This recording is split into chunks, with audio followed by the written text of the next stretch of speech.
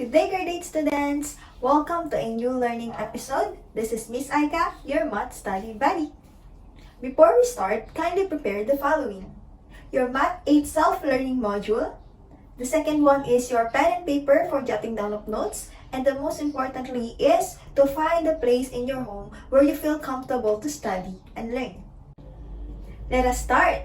So our learning competency for today is to solve corresponding parts of congruent triangles.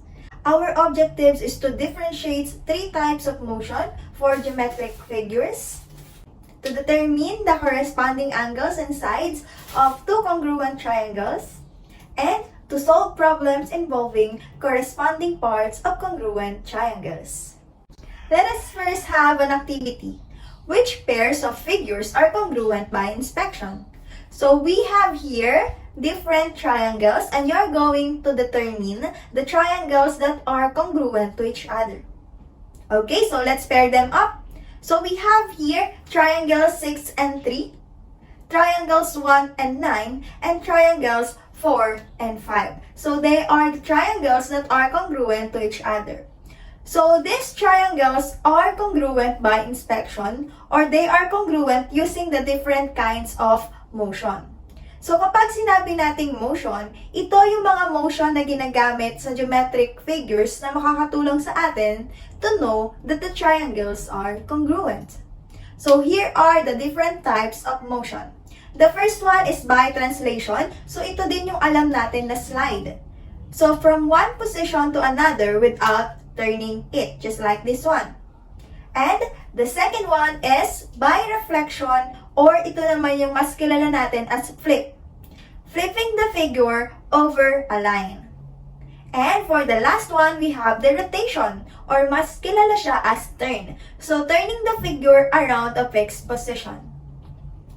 So make sure that you watch our video tutorials regarding triangle congruence because we are going to apply our learnings in this discussion. Are you ready? Let's start. In solving problems involving corresponding parts of two congruent triangles, you must always remember that when you have two congruent triangles, that means the corresponding sides and corresponding angles are also congruent. Thus, corresponding parts of congruent triangles are congruent if you have to locate the corresponding parts of the triangles that are congruent. Then, we're going to formulate an equation if the given involves solving for any variable, just like finding x and y.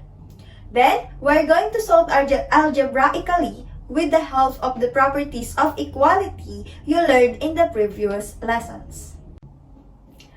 From this figure, let us give its corresponding angles and sides of these two congruent triangles. So we have here the triangle CAT and the triangle DOG. Now, we're going to determine first their corresponding angles. So we have here angle C corresponds to angle D. So, these two vertices.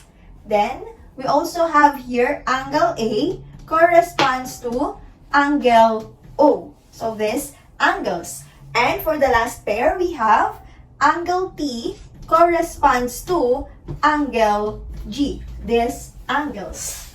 So, those are the corresponding angles of our two congruent triangles. Now, let us determine their corresponding sides. So, first we have here the side CA. So, this one is corresponding, or line segment CA corresponds to line segment DO. We also have here line segment AT corresponds to line segment OG. And for the last pair, we have here line segment CT corresponds to line segment DG. Those are the corresponding sides of our congruent triangles. From these sets of corresponding parts of the triangles, di ba nga sabi natin if two triangles are congruent, then their corresponding parts are all congruent.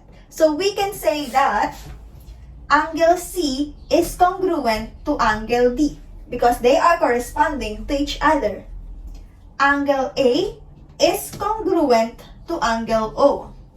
Angle T is congruent to angle G. So, lahat sila congruent base dun sa kanilang corresponding parts. Then, we have also here CA or side CA is congruent to side DO. Side AT is congruent to side OG, and side CT is also congruent to side DG. So those are our corresponding parts of the triangles as well as their congruent parts. Therefore, we can say that triangle CAT is congruent to triangle DOG. Make sure that the orders of vertices are correct. Hindi yung dahil ito yung gusto ko or ito yung mas madali, kaya yan yung sinulat ko. So, it should be in their correct position. Next, from the sets of corresponding angles and sides of the triangles, we're going to determine the measurements of the angles and sides of the other triangle. Okay, so we have here the measure of angle C, or simply, angle C is equal to 60 degrees. Then we also have here angle A, which measures 80 degrees. And angle T, which is 40 degrees. Now, we're going to determine the angle measures of angle D, angle O, and angle G. So, a while ago, in its corresponding parts, we say that angle C corresponds to angle D, angle A corresponds to angle O, and angle T corresponds to angle G, where we can say that they are congruent. So when we say that they are congruent, meaning they have the same measures. So if angle C is 60 degrees, that means that angle D is also 60 degrees. And if angle A is 80 degrees, that means angle O is also 80 degrees. Very good. And for angle T, which measures 40 degrees, that means that angle G also measures 40 degrees. Okay, so we have there 60 degrees for angle D, 80 degrees for angle O, and 40 degrees for angle G. So they are congruent to each other. Now, let us have now the corresponding sides or the measures of their sides. So we have here side CA, which measures 5 centimeters, side AT, which measures 7 centimeters, and side CT, which measures 10 centimeters. Now, we are going to find the measures of the sides DO, OG, and DG.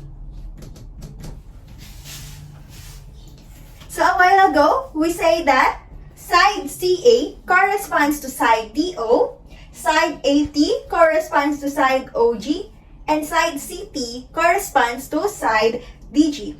Therefore, we can say that they have the same measures because they are congruent to each other. So, side CA is 5 centimeters. Therefore, we can say that side DO is also 5 centimeters.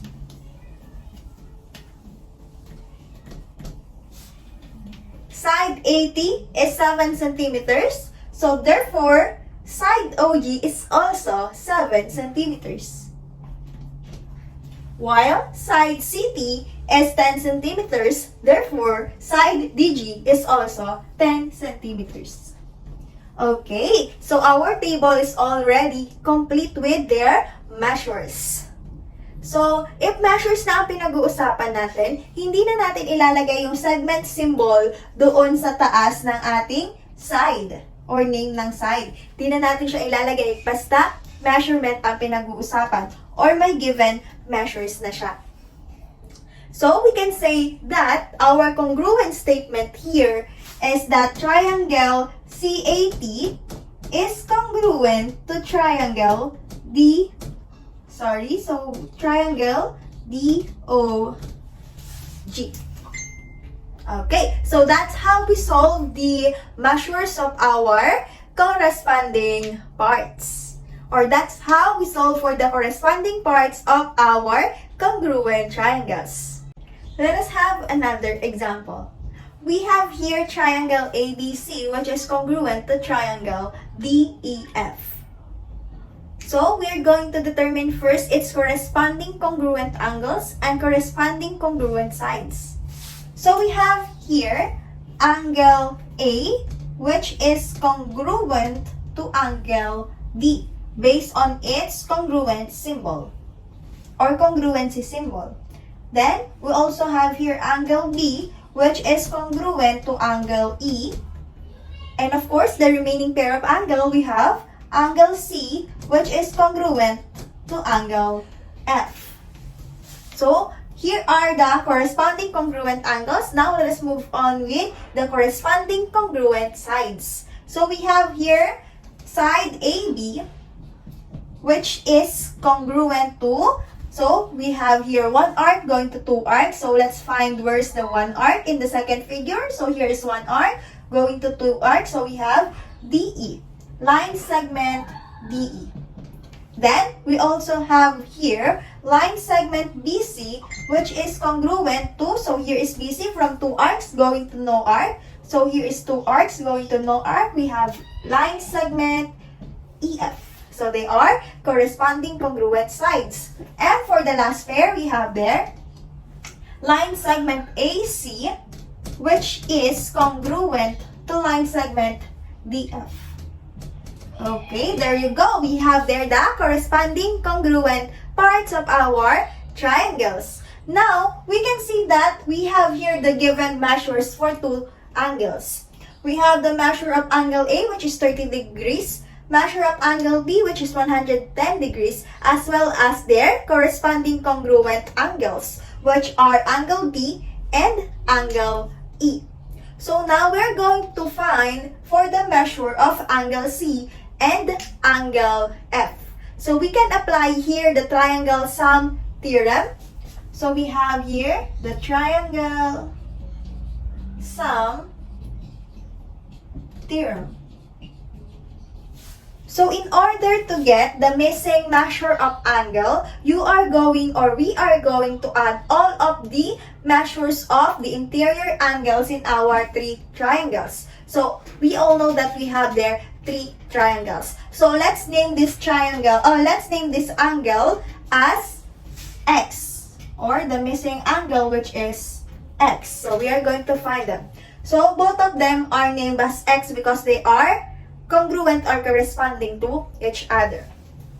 So we have the missing measure, which is angle X degree, plus angle A, which is 30 degrees, plus angle B, which is 110 degrees, and it should be equal to 180 degrees. Why? Because the sum of the interior angles of a triangle must be always equal to 180 degrees. Okay, so let's simplify them. 30 degrees plus 110 degrees, yan lang yung pwede nating pagsamahin because they both have the same measurements. So, iwan lang natin si angle X. So, we have the angle X plus 30 degrees plus 110 degrees, that is 140 degrees.